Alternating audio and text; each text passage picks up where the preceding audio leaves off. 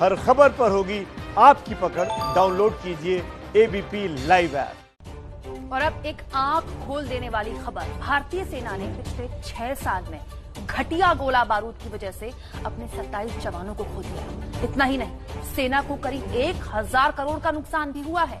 ये खुलासा सेना की एक आंतरिक रिपोर्ट में हुआ, जिसमें ऑर्डिनेंस फैक्ट्री बोर्ड के बनाए हथियारों पर सवाल खड़े हुए हैं।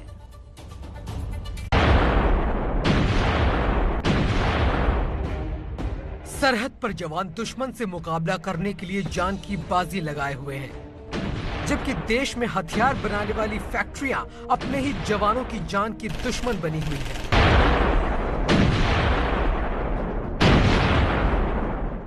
थल सेना ने ऑर्डिनेंस फैक्ट्री बोर्ड के खराब गोला बारूद को लेकर एक रिपोर्ट तैयार की है। इस रिपोर्ट में कहा गया है कि खराब गोला बारूद के चलते पिछले 6 सालों में यानी कि 2014 से लेकर 2020 तक 27 सैनिकों की जान जा चुकी है।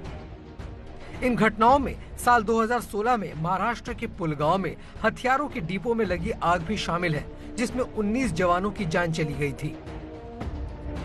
खराब गोला बारूद की घटनाएं पैदल सेना से लेकर टैंक के गोले, तोपखाने और एयर डिफेंस यूनिट्स में सामने आई हैं, क्योंकि ये सभी यूनिट्स ऑर्डिनेंस फैक्ट्री बोर्ड का गोला बारूद इस्तेमाल करती हैं। सेना की आंतरिक रिपोर्ट में कहा गया है कि पिछले 6 साल में खराब गोला बारूद के चलते अब तक 403 दुर्घटनाएं हो चुकी हैं। अब तक इन खराब गोला बारूद के चलते कुल 27 सैनिकों की जान चली गई है और 159 सैनिक घायल हो चुके हैं। इन खराब गोला बारूद के चलते अब तक 960 करोड़ रुपए का नुकसान भी हो चुका है।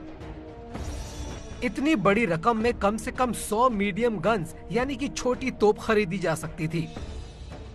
खास बात यह है कि ये रिपोर्ट ऐसे समय में आई है जब भारत पिछले 5 महीने से लाइन ऑफ एक्चुअल कंट्रोल यानी कि LAC पर चीन से टक्कर ले रहा है।